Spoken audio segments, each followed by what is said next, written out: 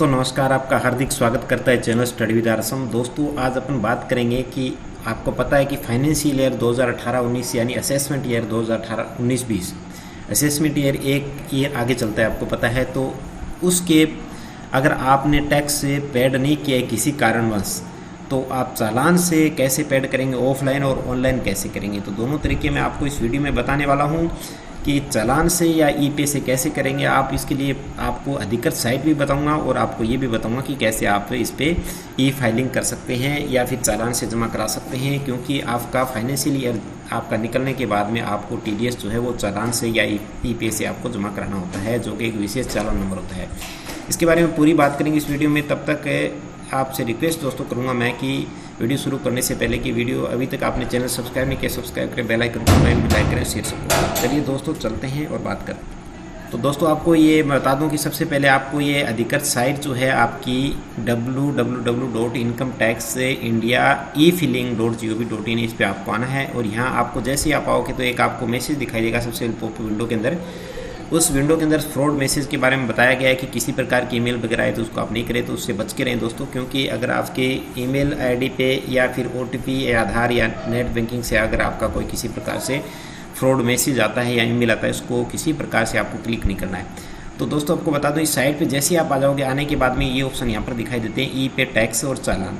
अगर आप ऑफलाइन कराना चाहते हो तो चालान पे क्लिक करेंगे। जैसे ही चालान पे क्लिक करेंगे आपको डिस्क्लेमर आएगा, इसको कंफर्म करें और कंफर्म करने के बाद में आपके सामने चालान जो है, जितने भी चालान है वो ओपन हो जाएंगे। इंडिविजुअल के लिए आपको बता दूं कि आप पर्सनल अपना टैक्स अगर पे आपका ड्यू है तो उसको जमा कराना चाहते हो तो आप ये जो ITNS 280 फॉर्म जो होता है, चालान होता है, उससे यहाँ से PDF डाउनलोड कर सकते हो और इसको यहाँ से फिलअप करके फिलेबल भी है तो आप इसको ऑनलाइन भी यहाँ से कर सकते हो।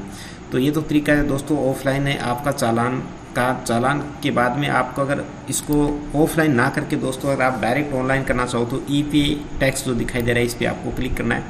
यहाँ आपको दो प्रकार से ये दिखाई देते हैं कि click to continue NSDL website, यानी NSDL वेबसाइट जो टैक्स से संबंधित कॉन्ट्रैक्ट है इनका, उस साइट पे जाके आपको करना होगा। और ये जो दोस्तों लॉगिन ई फिल अकाउंट है बटन्स टू पे एंड एनी ड्यू टैक्स, तो आप इससे भी आप कर सकते हो। इंटीमेटेड से AO और CPS से भी कर सकते हो। तो आपको मैं NSDL साइट पे ले जाता हूँ। Continue to NSDL website click करेंगे दोस्तों। जैसे ही आप जाओगे तो ये साइट आपको दिखाई देगी। इस साइट पे भी आप आ सकते हो डायरेक्ट ऑनलाइन services.tin.egov-nsdl.com, इस पर भी आप आ सकते हो डायरेक्ट, और आप ई फिलिंग से भी आ सकते हो। यहाँ पर आपको मैं दोस्तों आज चालान 280 के बारे में बताऊंगा, जिसमें पेमेंट ऑफ एडवांस टैक्स से सेल्फ असेसमेंट, ये टैक्स से टैक्स रेगुलर असेसमेंट, ये इस प्रकार से। इसमें आपको इसके बारे में बताऊंगा। अगर आप TDS जमा कराना चाहते हैं, TDS कौन कराता है? आपका एम्प्लॉयर कराता है। जो कोई कंपनी है अपने एम्प्लॉयर का बाकी है तो वो यहाँ इससे जमा कराना होता है 281 से। आपको इंडिविजुअल टैक्स जमा कराना है तो आपको 280 से कराना है। इस पर क्लिक करें। जैसे प्रोसीड पे क्लिक करेंगे तो दोस्तों यहाँ पर आपको इस प्रकार से ये दिखाई दे जाएगा आपका जो चालान 280 है, जिसको ऑनलाइन फिलिंग करना है आपको। अब आपको दोस्तों इसमें ये सबसे पहले टैक्स एप्लीकेबल है, इनको सही तरह से फिलअप करते जाए। स्पेशल इंट्रैक्शन के लिए इस पर क्लिक करेंगे तो आपको स्पेशल इंट्रैक्शन यहाँ है। Income tax will be marked, यानी कि जो स्टार लगाया या मार्क किया है उसको आपको मैंडेटरी है फिलअप करना। तो टैक्स एप्लीकेबल के अंदर आपको सबसे पहले कंपनी का टैक्सेस है, तो इसके लिए आपको ये 0020 और इसके लिए income tax other than company, तो आप क्लिक करेंगे। टैक्स टू पेमेंट है, इसके लिए advance tax, surface tax, tax distributor income tax, self assessment tax, tax regular assessment, इनका अलग अलग होता है। तो सेल्फ असेसमेंट टैक्स आपका, तो इसको आपको क्लिक करना है अगर इंडिविजुअल आप कर रहे हो। फिर आपको दोस्तों आगे इसमें जो आपका है मोड आ गया, तो मोड के अंदर पूछा गया है कि आप इसको मतलब किस से पे करना चाह रहे हो। तो इसके लिए आपको दोस्तों मैं बता दूं, चलिए दोस्तों यहाँ नेट बैंकिंग से भी कर सकते हो, आप डेबिट कार्ड से भी कर सकते हो। जैसे डेबिट कार्ड पे क्लिक करोगे, यहाँ बैंक सेलेक्ट करोगे। बैंक सेलेक्ट करने के बाद में यहाँ पर आपके payment can be made using debit card से सिलेक्टेड बैंक है, तो इसको ओके करेंगे। तो ओके करने के बाद में आपके प्रमाण यहाँ पर है ये ऑटोमेटिक हो जाएगा। तो मैं नेट बैंकिंग से करने वाला हूँ, तो नेट बैंकिंग के बारे में बता दूँ आपको। नेट बैंकिंग सेलेक्ट करेंगे और यहाँ पर वो बैंक सेलेक्ट कर लेंगे जिस बैंक से आप करना चाह रहे हैं। सारे बैंक की लिस्ट यहाँ पर आपको दिखाई दे जाएगी। बैंक को जिसकी नेट बैंकिंग आपकी है दोस्तों, उस बैंक को आप सेलेक्ट कर लें। जिस प्रकार से मेरा SBI बैंक है तो स्टेट बैंक ऑफ इंडिया मैंने सेलेक्ट कर लिया। यहाँ दोस्तों आप जैसे ही सेलेक्ट करेंगे आपको यहाँ पर आपके परमानेंट अकाउंट नंबर और असेसमेंट ईयर सेलेक्ट करना है जिसका आप टैक्स पेड करना चाह रहे हो, तो इसको ओपन कर। चलिए दोस्तों, यहाँ से आप ये आपका परमानेंट अकाउंट यानी पैन नंबर जो है वो करें। असेसमेंट ईयर है आपका, जैसे 18-19 का पेड करे हो तो उसका असेसमेंट ईयर 19-20 होगा। यहाँ नीचे आप एड्रेस से आपका जो है वो एड्रेस है। एड्रेस के अंदर आपको ध्यान ये देना दोस्तों कि आपको यहाँ पर जो आपका डिस्ट्रिक्ट है जो स्टार लगा है वो कंपलसरी है, वो आपको ऐड करना है। और यहाँ आपका ईमेल एड्रेस दे दो, और ईमेल एड्रेस देने के बाद मोबाइल नंबर देने के बाद आपको यहाँ पर कैप्चा कोड करना है। कैप्चा कोड एंटर करने के बाद प्रोसीड करना है, तो इसको कैप्चा कोड को करते हैं अपन। चलिए, कैप्चा कोड एंटर करने के बाद दोस्तों आप प्रोसीड करें, और जैसे आप प्रोसीड कर देंगे तो आपका चालान प्रोसेसिंग में हो रहा है, तो ये आपका प्रोसीड हो गया है।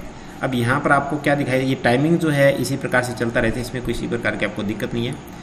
यहाँ आप दोस्तों ये आपका पूरा आ गया, इसमें आप देख सकते हो नेट बैंकिंग का मोड आ गया, और यहाँ आ गया फाइनेंशियल ईयर 2018 अब वो टैक्स से।